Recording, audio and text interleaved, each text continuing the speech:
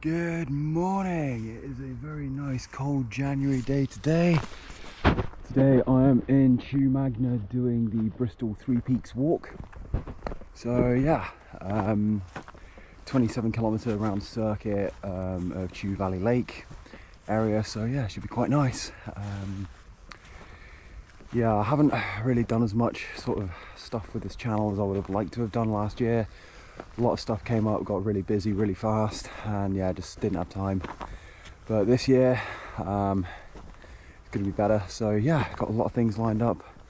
Got my River Tay trip, I've got a few days on Dartmoor, North Wales, Scotland, yeah, lots of things coming up. But anyways, let's just enjoy the walk today and worry about the future when we get to it.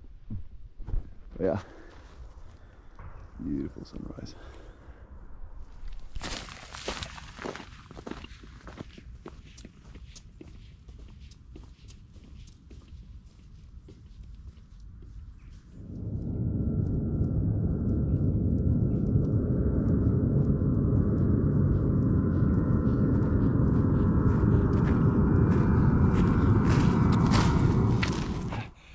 Well, it's taken me a little bit longer than I would have liked to get here, but I'm just about to start my first descent of 100 meters.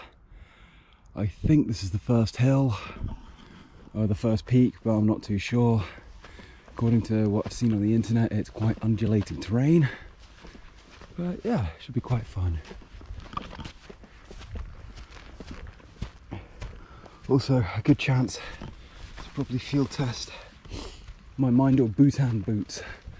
This is my first foray with them. They are Mindor Class B, so mountain use up to the snow line, and yeah, Gore-Tex lined and memory foam as well.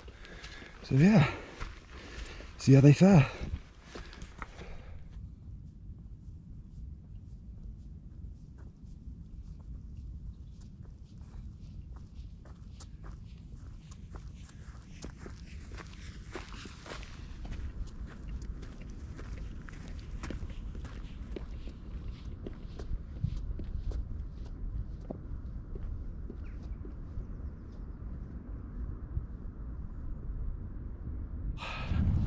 No idea if my GoPro is actually going to pick this up, but all the way over there behind me and around this hill going down that way is Bristol. You can see Wales. Bit of a hazy day today. Well, relatively clear depending on sort of which direction you look. So if you're facing west like we are, or east as I am now, you can see that the sunlight is quite glaring, whereas if you look more towards the west, then it's relatively clear. And yeah, great day to be out, happy to be out. Yeah, so I'm heading south now and then east towards Pensford. I'm going to go through Hunt Street Woods, which is one of my favourite places in the local area. And then once I get to Hunt Street Wood, I'm crossing over to Clutton up to Knoll Hill, and then Knoll Hill back to Chew Magna, where I'll then take my car home. And yeah, after that, not too sure what I'm going to do. Probably sleep. And alrighty, I've made it to something that's very interesting. This is some kind of fort, I think, just based on the build of it. It's an old Iron Age fort, but it's called...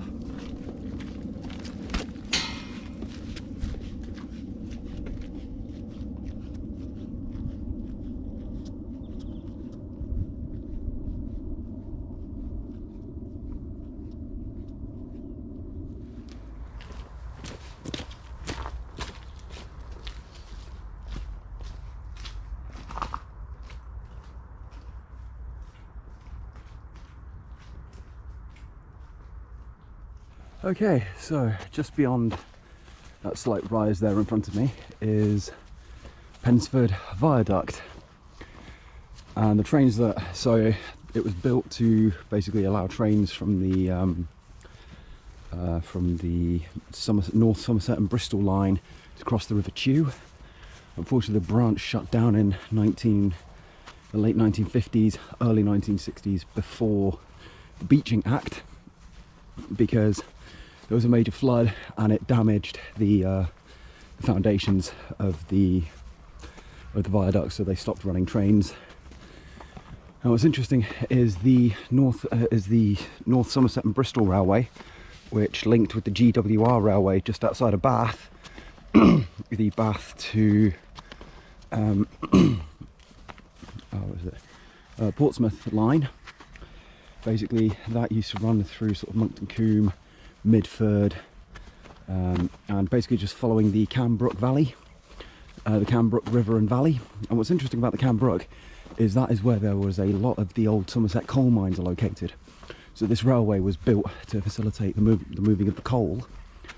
And also, before the railway, you had the Somerset Coal Canal, which links with the Kennet and Avon Canal at Dundas Aqueduct, of which is a very nice walk that I've done, which covers the Somerset and Dorset Joint Railway in conjunction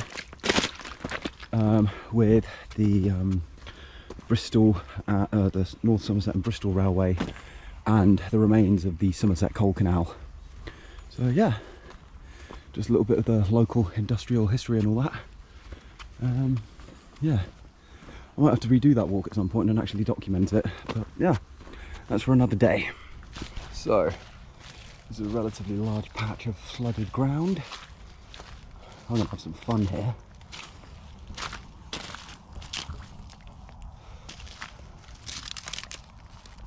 Let's see here. Hopefully that's a big piece. Nope, bigger. There we go, that's more like it.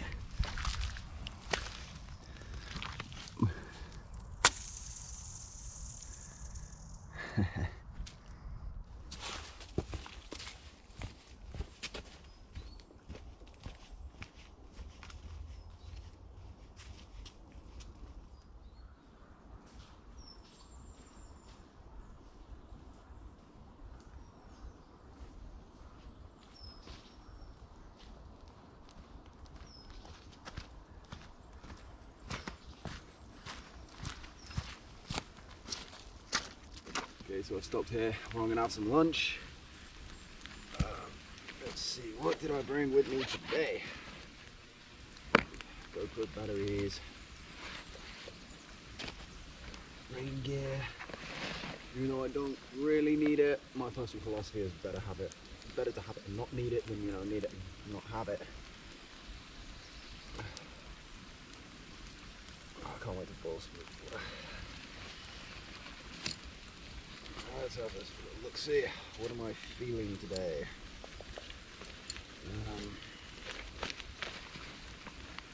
What have I got?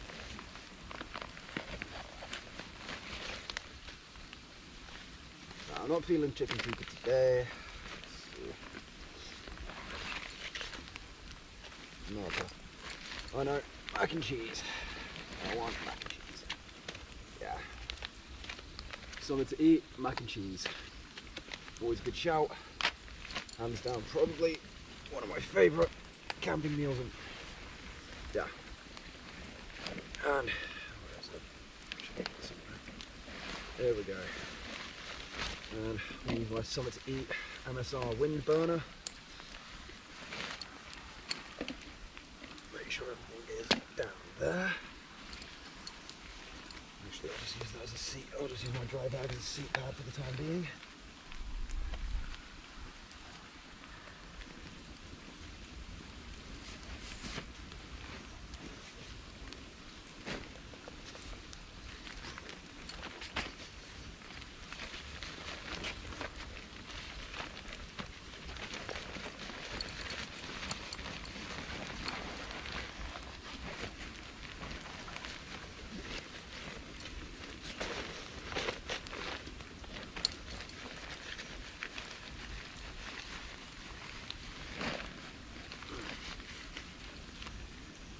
Here's hoping it works and I don't fall in the drink.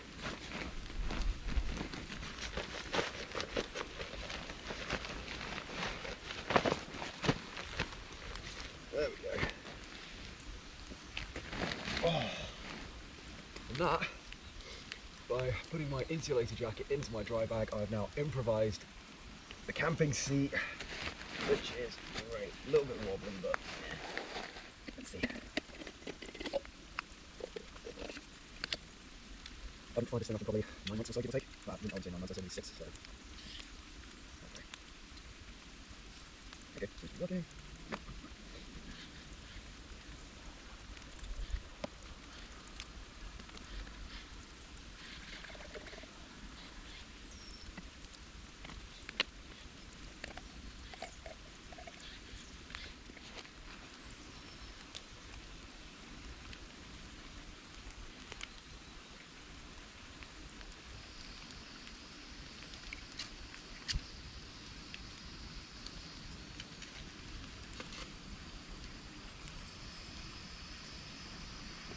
And now we wait. Okay, so I just had a, well, not that I just had, but where I am today is relatively quiet, and there's this person walking on the path just over there, and they hadn't seen me, but I'd seen them. They were just sort of doing, like, you know, professional dog walking type thing, and all of a sudden I just hear them go like, oh, and they'd obviously fallen over. So me being me, and my personal code of the outdoors is if someone's in trouble, just give help.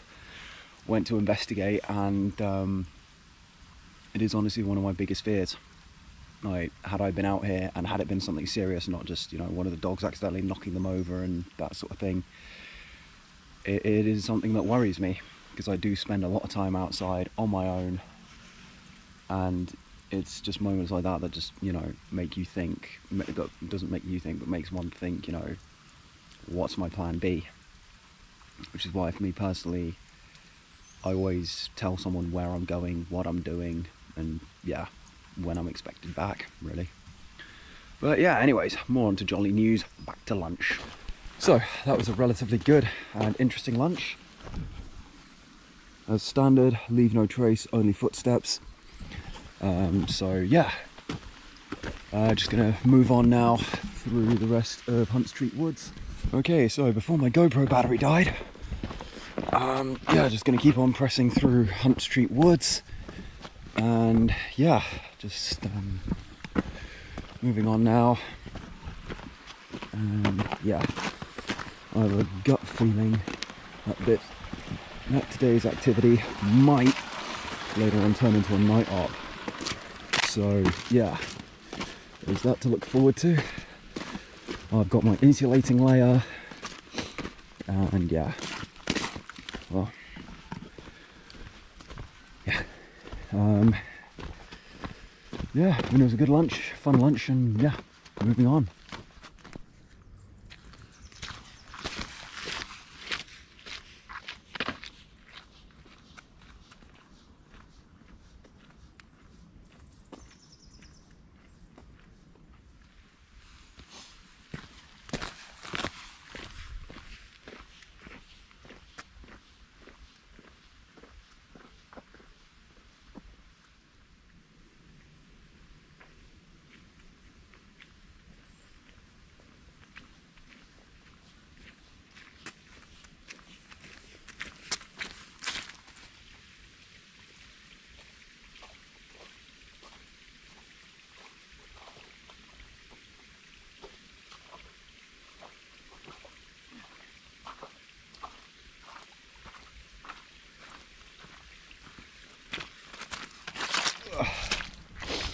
So, the last 20 minutes have been pretty rough going. It has been incredibly muddy, as you can tell by my, yeah, ankle deep mud.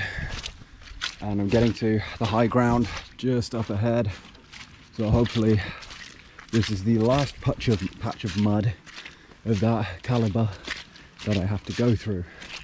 Because it was made, yeah, just walking really incredibly difficult because the suction of the mud and all that, but yeah, happy days. I'm now approaching the end of the woodland area. There's another little copse that I've never been to, that I have to go through in maybe 15 minutes. But yeah, I just need to find a way to get off this track up to the field over there.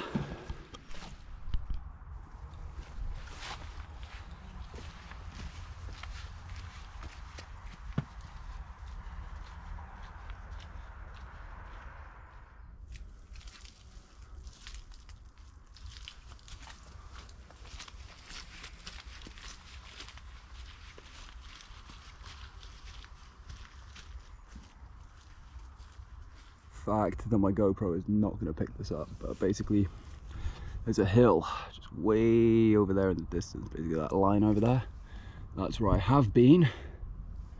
Over there is where I'm going, and then beyond that is Knoll Hill, Chew Valley Lake, and then Chew Magna. So I reckon I'm just let me just quickly check. Yeah, I'm more than halfway now. I've only got about about 9 kilometers just under to go, so it shouldn't be more than maybe 2-3 hours at most. Yeah, so yeah, that's what's been going on at the moment. And yeah, it's, you know, what I love about these walks is you can actually see where you've been, and it's just such a sense of achievement, because it's like, because you don't realize it until you get to a certain point that you just, yeah, it's nice, that feeling.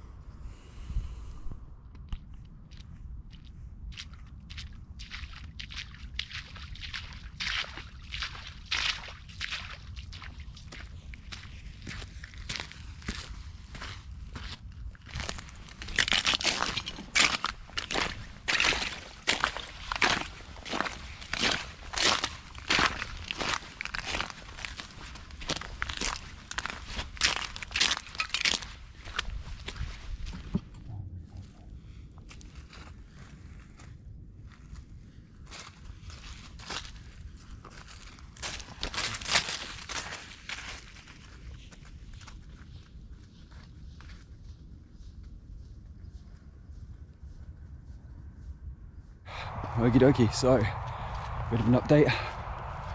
After being chased out of a field by someone's guard goose, yep, it was a driveway, they had 2 geese in there, and that was to stop, you know, walkers from getting through. But luckily, it turned out I was going the wrong way anyway, and mea culpa, my mistake, my bad. Probably shouldn't have walked the 3 meters up that driveway that I should have. Because yeah, one of the little geese gave chase, so bit of an adrenaline rush. Anyways, moving on. I'm now well beyond a little village called Clutton, and yeah, not too far now till I get to Knoll Hill. I reckon the next 90 minutes or so. Just done 20 kilometers. I've just passed the 20 kilometer mark, so yeah, not my best time for a 20k, but it's my first proper serious hike in about probably since May of last year. So yeah, basically yeah, I had quite a busy summer, so, and that meant I couldn't do any hiking because reasons. But yeah, moving on now. Hopefully, I don't think I'll be able to see the sunset, but the good news is once I get to Knoll Hill, I'll be able to move on, and I'll be able to get a lay of the land, see if there's any livestock in field, because I have a gut feeling that this is going to turn into a night op, which, yeah, cross that bridge if and when we get to it. But yeah, moving on. Oh my days, I have found an oasis in the desert of greenery. Over there is Chew Valley Lake, which means that my final which means that Chew Magna is within eyesight way over there in the distance. My GoPro definitely will not pick that up, which means that somewhere down there is my penultimate destination of Knoll Hill. And yeah, oh my days, I'm really, there it is, there's Knoll Hill. I can actually see Knoll Hill. Oh my goodness, I am so happy right now. I am really, really chuffed. You know, the past few fields I haven't really filmed anything because there's really nothing much to see. It's just like long green fields repetitively,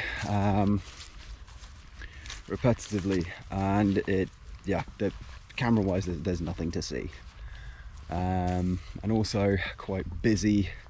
Clutton is a, well, I wouldn't necessarily call it a village, I'd call it a really small town, basically like a step, but like the thing in between a town and a village, community. And yeah, I have a very strict rule where I only film myself and I try not to film other people. So yeah, that's pretty much why I only film when there's no one about, because here I definitely know I can film, but you know, over there a lot of people, you know, lots of dog footprints and dog tracks and that sort of thing. I just don't want that kind of hassle. So yeah. But yeah, if you want to see some more BTS, just follow my Instagram at Llafars's Adventures, LLAFARS, and Owain Llafars's Adventures, so OWAIN_LLAFARS_adventures. So yeah. Yeah, now where am I going from here? Also, I've been doing a bit of a no-no. I've got analog backups, but I've predominantly been using my phone as my mapping instrument. It's OS maps, but yeah, still not the best for navigation. But yeah, I've just been using the Garmin as the backup, but I've been using my phone with OS maps subscription as my primary source of navigating today. But I've also used what else have I used? Yeah, I've also got paper backups just in case something should happen. So yeah, that's pretty much it. I am just getting to that point where I just want to go home now, but nope, I must persevere and keep going, because that's where the car is and that's where I need to go.